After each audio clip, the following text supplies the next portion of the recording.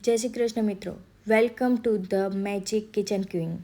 આજે મકાઈ બહુ સરસ મળી રહ્યા છે, તો આજે આપણે બનાવવા જઈ રહ્યા છીએ મકાઈનો હાંડવો. મારી દીકરીને મકાઈનો હાંડવો એટલો બધો ભાવે, એને રોજ આપો તો રોજ ખાય. આ મેં અડધો કલાક પહેલાં રવાની અંદર છાશ અને પાણી ઉમેરીને એનું બેટર બનાવી દીધું છે.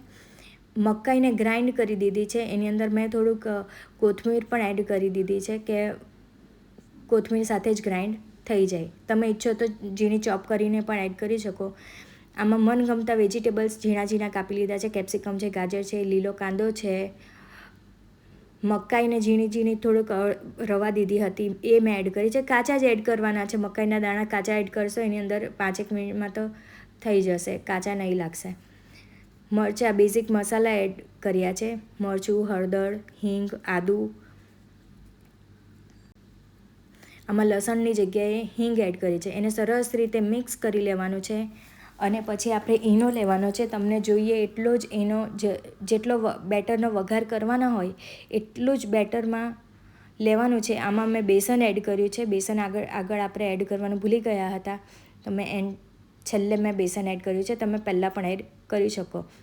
હવે તમને જેટલું વઘાર કરવાનો હોય એટલા જ બેટરમાં ઈનો ઉમેરીને એને મિક્સ કરી દેવાનું છે સરસ રીતે. અને બીજા એક પેનમાં આપણે વઘાર કરીશું. વઘારમાં આપણે રાઈ, જીરું, તમે ઈચ્છો તો એની અંદર લીમડો પણ ઉમેરી શકો. તલ લીધા છે. તલ કૂદી કૂદીને બહાર આવે, મારા કેમેરા પર લાગી જાય, એની પહેલાં જ આપણે બેટર એડ કરી દેવાનું છે. બેટર પેનમાં ઉમેર્યા પછી એને 5 મિનિટ સુધી થવા દેવાનું છે. 5 મિનિટમાં એ ચડી જશે અને ચેક કરી લેવાનું. અને ઉપરથી જોતાં જ ખ્યાલ આવી જશે કે બેટર થઈ ગયું છે.